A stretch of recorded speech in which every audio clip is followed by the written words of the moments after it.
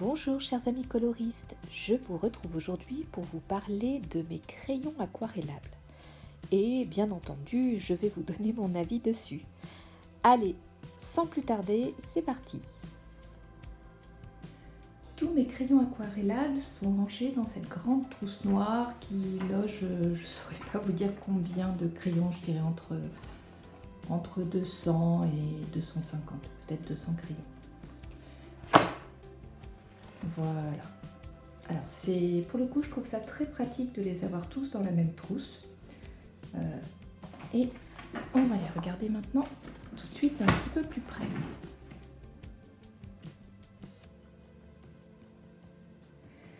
Pour commencer, je ne vous parlerai pas spécialement de ce crayon. Donc les crayons de la marque Prismalo. En fait, je n'en ai qu'un, c'est celui-ci. Il s'était glissé dans une de mes commandes sur le géant des Beaux-Arts. Et voilà, c'est donc le seul que je possède. Bon, comme ça, à utiliser, en tout cas, je n'ai rien à lui reprocher. Je le trouve plutôt très bien. Donc j'imagine que les autres sont certainement très bien aussi. Il faudrait les tester pour se faire un véritable avis.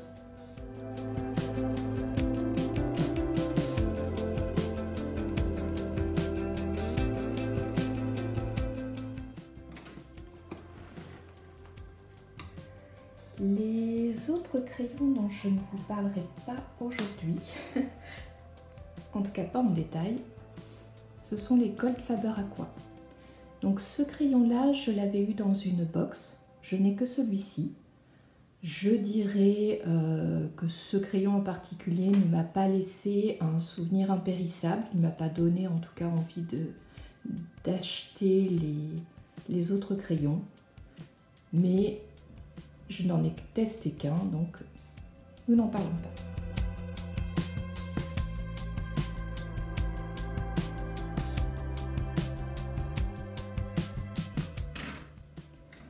D'autres crayons dont je ne vous parlerai pas longuement aujourd'hui, il s'agit des Staedtler Tinted que j'ai acquis très récemment et après les avoir vus sur la chaîne de Johanna Colo. Donc évidemment, je voulais me procurer les Derwent, que je ne sais plus comment ils s'appellent, mais qui sont très chers. Et donc Johanna avait montré cette gamme de crayons qui était disponible sur Amazon. Et donc j'ai eu très envie de les tester parce qu'ils n'étaient pas trop chers. Alors le prix, très franchement, je ne l'ai pas noté et donc évidemment, je ne m'en rappelle plus. Alors, leur particularité, hop, donc je ne sais pas si on le verra bien, je vais essayer de refaire la mise au point. Bon, on va dire que ça va aller. Donc à sec, il ressemble à des crayons à papier avec une légère teinte. Voilà, ce serait des crayons à papier teintés. Et par contre, leur couleur se révèle une fois qu'ils sont aquarellés. Comme vous le voyez, il y a 12 crayons avec des teintes plutôt jolies, une fois aquarellés. Quand j'ai réalisé le nuancier, je les ai trouvés plutôt agréables. Ils se dissolvent plutôt bien. Maintenant, je ne les ai pas encore utilisés sur un coloriage et c'est pour cette raison qu'aujourd'hui, je ne vous en parlerai pas plus longtemps.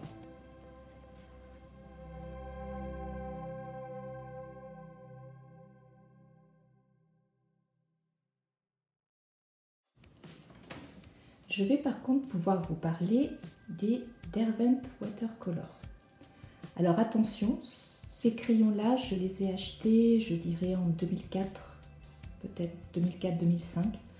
Il s'agit donc de crayons qui datent un petit peu.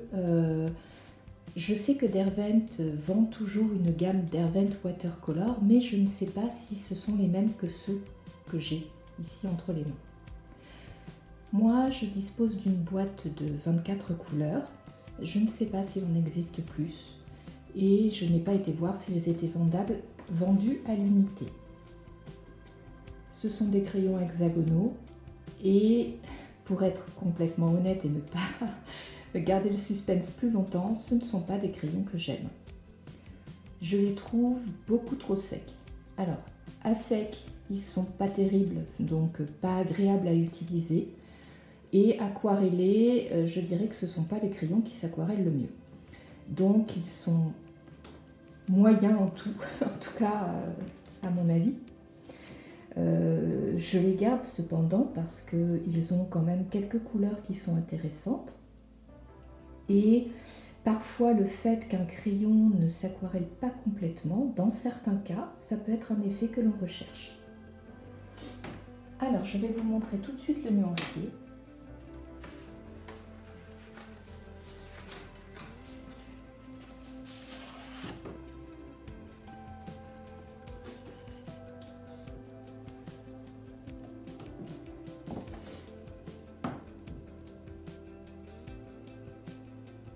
Donc vous voyez, sur cette première page, on a quand même quelques couleurs intéressantes. Moi, j'aime particulièrement le Crimson Lake, le Rose Pink et le Light Violet. Et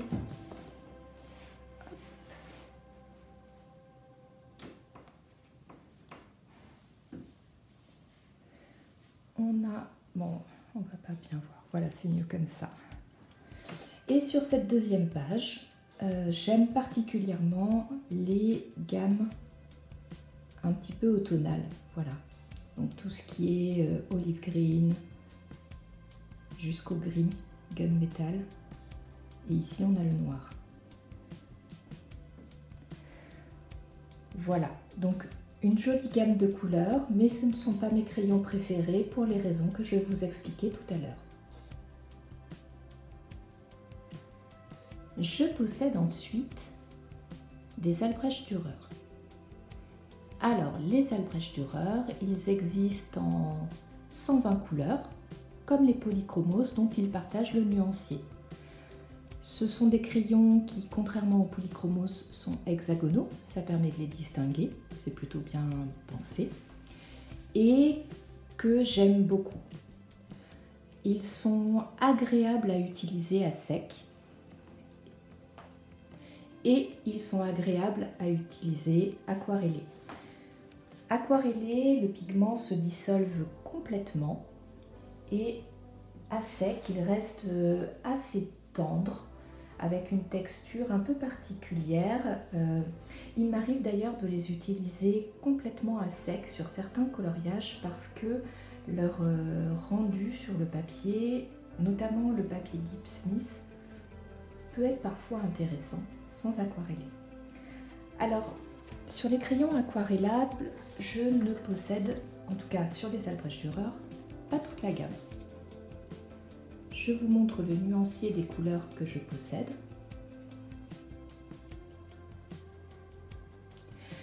Donc, j'ai commencé par acheter une boîte de 48 couleurs qui aurait très bien pu suffire. Je vais essayer de zoomer un peu. Voilà, on déplace un peu le pied. On zoome un peu. Voilà. Donc, comme je vous disais, j'ai commencé par acheter une boîte de 48 couleurs, ce qui était très franchement déjà très bien. Et je l'ai complétée de quelques couleurs que j'aimais particulièrement dans les polychromos, tels que par exemple ce Green Earth. Voilà, il y en a quelques-unes supplémentaires. Je crois que les teintes peau n'étaient pas dedans. Et puis parmi celles-ci, là, je pense qu'il doit y en avoir quelques-unes qui traînent, qui n'étaient pas dans la boîte d'origine. Mais je ne saurais plus vous dire lesquelles. Ce sont des crayons que l'on peut trouver bien sûr en boîte et que l'on peut trouver à l'unité sur les sites de vente de matériel d'art tels que le Géant des Beaux-Arts. J'essaierai peut-être de mettre au montage les quelques tarifs indicatifs parce que là je les ai pas et donc j'essaierai de les rajouter au montage. Donc comme je vous disais, ce sont des crayons que j'aime beaucoup, qui sont agréables à utiliser. Je ne pense pas par contre qu'il soit nécessaire d'avoir toute la gamme parce que ce sont des crayons qui se mélangent très bien et quand on les aquarelle, on peut arriver à obtenir de très jolies couleurs. Je vais vous montrer un exemple. Donc sur ce petit test, j'ai réalisé, pour commencer, un premier petit carré, hop, avec du magenta. Ici, un petit carré avec du phthalo, du bleu de phthalo. Et ici, j'ai mis le magenta dessous et le bleu de phthalo dessus. Je vais ensuite aller les aquareller et je vous montrerai le résultat. Là, ils sont à sec. Sur la ligne du dessous, j'ai utilisé le magenta avec diverses pressions pour que vous voyez ce que ça donne quand on les aquarelle également. Allez, je m'en occupe tout de suite et je reviens. Et voilà le résultat. Donc sur la ligne du bas, vous voyez, hein, bien entendu, moins on appuie sur le crayon, moins on a une couleur intense. Par contre, quand on appuie un peu plus fort, on a une couleur qui est très saturée. Donc cette ligne-là, je vous rappelle, elle est obtenue juste à partir du magenta. Au-dessus, vous le voyez, j'ai toujours mon magenta, mon bleu phthalo, et le mélange des deux couleurs me donne ce violet. Et là encore, si j'avais mis plus ou moins de bleu, plus ou moins de magenta, avec plus ou moins de pression, j'aurais eu une couleur différente. Autrement dit, avec des crayons aquarellables, vous pouvez vous amuser et faire de beaux mélanges comme, j'ai bugué, désolé, comme avec de la vraie aquarelle.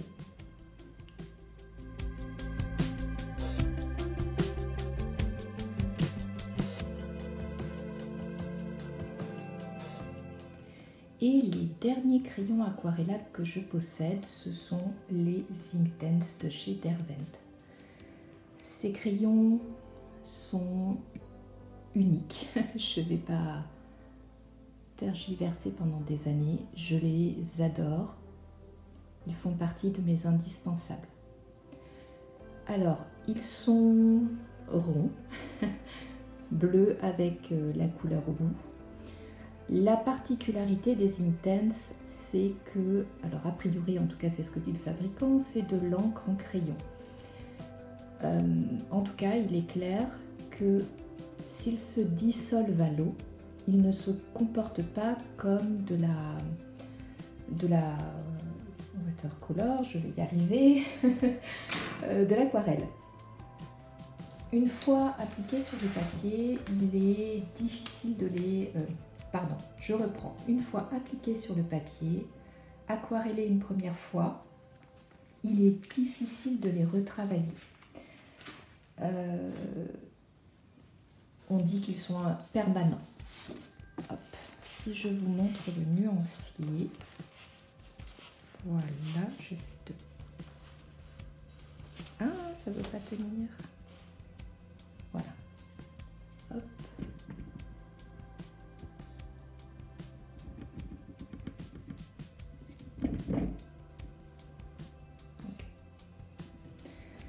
Ils ont donc des couleurs très intenses, particulières.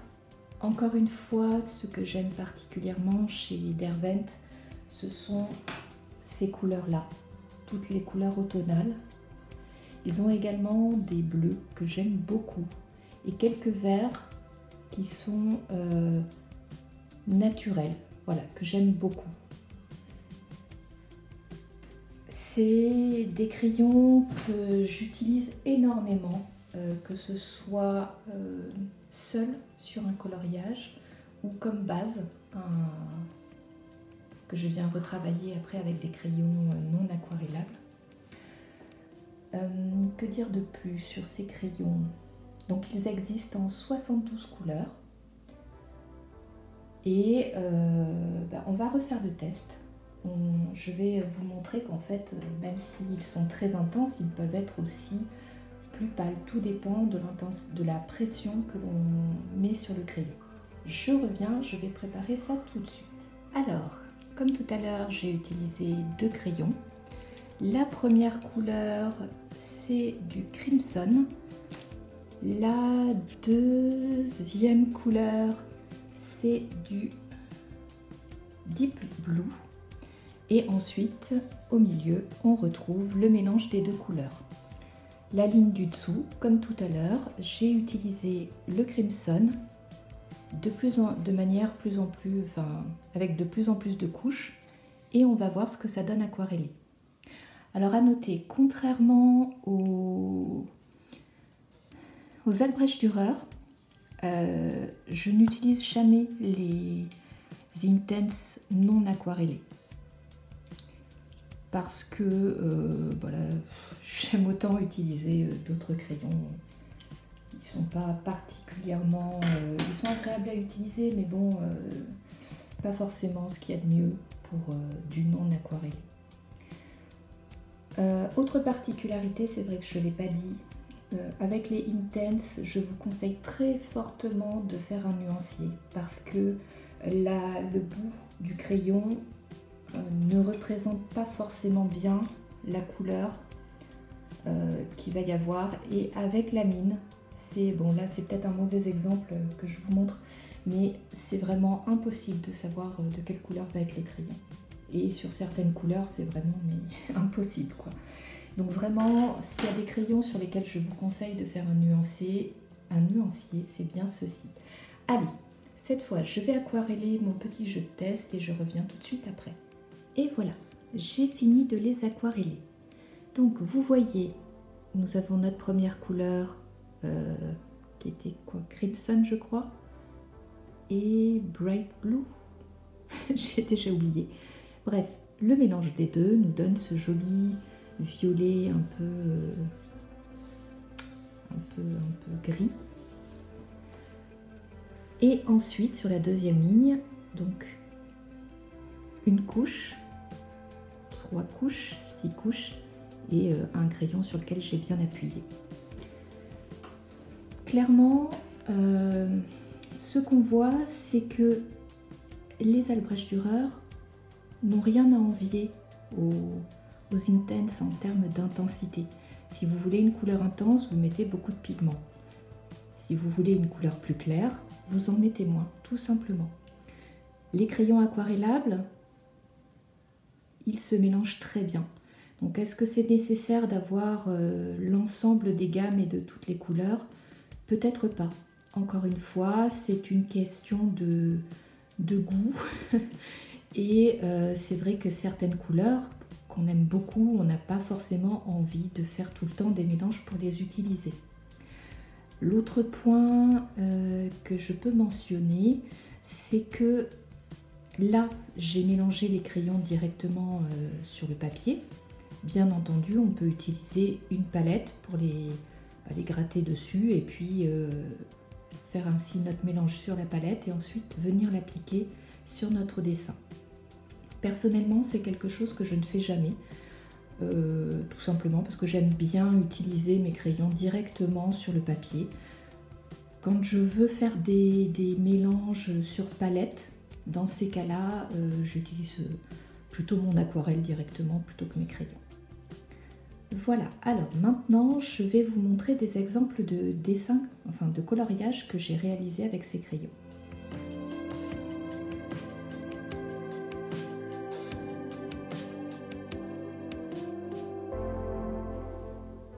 Alors cette première illustration issue du Floral Fairies de Carol Craig a été réalisée uniquement aux Intense.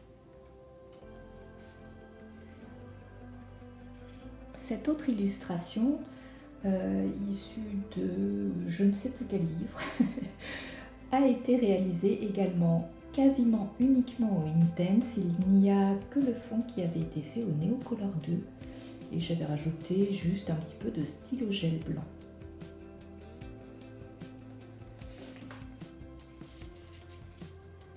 Cette autre illustration de Molly Harrison a été réalisée également qu'avec des Intense.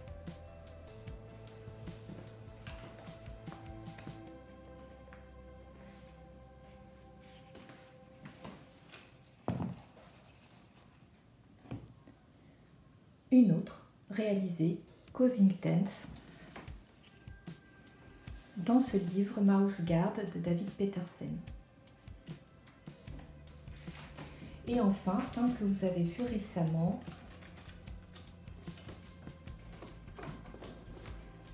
dans Imaginary Friend de Karolina Kulikowska. Il s'agit de celui-ci où quasiment toute l'illustration a été réalisée aux Inktense, donc sauf le fond et la peau. Donc vous l'avez compris, les Inktense, je peux être amenée à les utiliser seule sur un coloriage. Mais ce que j'aime faire avec, c'est une sous-couche. Je vous montre ce vieil en cours où en fait toute la robe a pour l'instant été sous-couchée qu'avec des Inktense.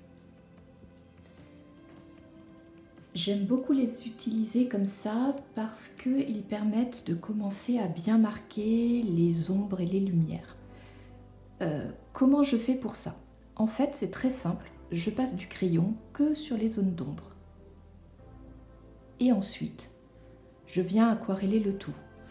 Quand j'aquarelle le crayon des zones sombres, il glisse, naturellement bien sûr aidé avec mon pinceau, mais il glisse sur les zones claires et ça me permet de faire de jolies transitions entre les deux. Et ensuite, il ne me reste plus qu'à venir travailler les zones d'ombre avec du crayon classique non aquarellable. Cette mise en couleur issue d'un livre de Harry Potter, je crois que c'est le premier qui était sorti, alors je ne sais plus comment il s'appelle exactement, mais bon, peu importe, nous ne sommes pas là pour parler de ça.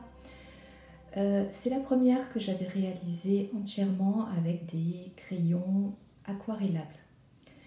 Pour les briques, je crois qu'il doit y avoir toujours la vidéo sur ma chaîne, elle est très ancienne. J'avais utilisé un mélange des 3 crayons principaux que j'ai, c'est-à-dire les Derwent Watercolor, les Derwent Inktense et les Albrecht Dürer. Pour la tenue de Dumbledore, j'ai utilisé la technique dont je viens de vous parler, c'est-à-dire que j'ai ombré sa tenue avec des Inktense et je suis revenue la travailler légèrement au crayon de couleur à sec. J'utilise très rarement les Albrecht Dürer seuls. En général, je les utilise en sous-couche, comme ce que j'ai fait ici sur les fleurs. En fait, il y a de l'Albrecht Dürer en sous-couche et je suis ensuite venue retravailler avec des polychromos par-dessus ou même peut-être d'autres crayons, je ne me rappelle plus exactement. Par contre, sur les ailes, c'est pareil, sur les ailes et la robe, c'était du Albrecht Dürer que j'étais venue retravailler ensuite avec du crayon à sec. Et j'avais utilisé les Albrecht Dürer pour faire le fond. Et uniquement les Albrecht Dürer parce que je voulais avoir ce rendu très clair que j'ai réussi à obtenir comme je le voulais. Donc, comme je vous le disais à l'instant, finalement les crayons aquarellables, je les utilise la plupart du temps mélangés avec tous mes autres crayons. Par exemple, sur cette mise en couleur sur le livre d'Erilly, il y a du crayon à sec pur, notamment sur les objets. Par contre, tout ce qui est maison, tapis, porte, toit, effet bois, c'est du crayon aquarellable. Et c'est du crayon aquarellable Inktense et Albrecht Dürer mélangés.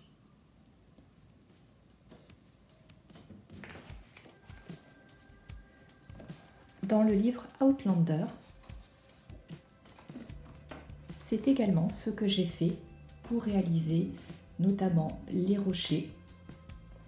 Donc tout le gris, c'est uniquement un mélange de Albrecht Dürer et de Inktense. La mousse par contre, c'est du polychromos. L'herbe, ici, c'était à la base du Albrecht Dürer et je suis revenue travailler dessus avec du polychromos.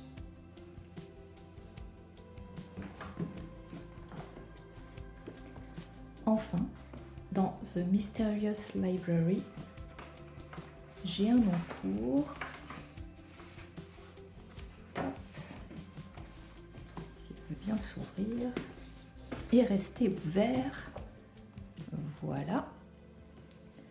Donc, cette illustration, par contre, je ne la réalise qu'avec du crayon aquarellable parce que je n'aime pas le crayon à sec sur ce papier. Donc, c'est pareil, en fait. Toute cette partie-là, c'est un mélange de Inktense et de Albrecht Dürer. Et pour les autres, pour les livres là qui ont été réalisés, et ben c'est pareil en fait. Voilà, je crois que j'ai fait le tour de ce que je voulais vous dire sur les crayons aquarellables. Donc clairement, si vous voulez faire un cadeau à Noël à une personne qui aime le coloriage et qui ne possède pas les Inktense, allez-y, franchement, je ne peux que recommander ces crayons, je les aime énormément. Il paraît qu'ils sont un peu difficiles à prendre en main. Finalement, en pratique, moi, j'ai eu moins de mal à les prendre en main que les Albrecht Dürer. Les Albrecht Dürer, ce sont d'excellents crayons, ils sont vraiment très bien. Clairement, je ne pense pas qu'il soit nécessaire d'avoir la boîte de 120 crayons. Sauf si vous envisagez de les utiliser à la fois à sec et à la fois aquarellés, ce qui est tout à fait envisageable et même conseillé. Les Derwent Watercolor, comme je vous disais, je ne vous les conseille pas, en tout cas pas ceux que moi j'ai achetés en 2004, les derniers je ne sais pas.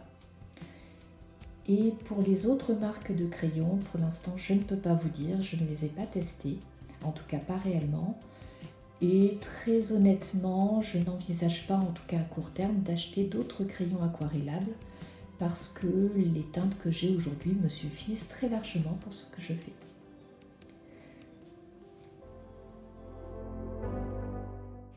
Et voilà, cette vidéo est terminée. J'espère qu'elle vous aura plu.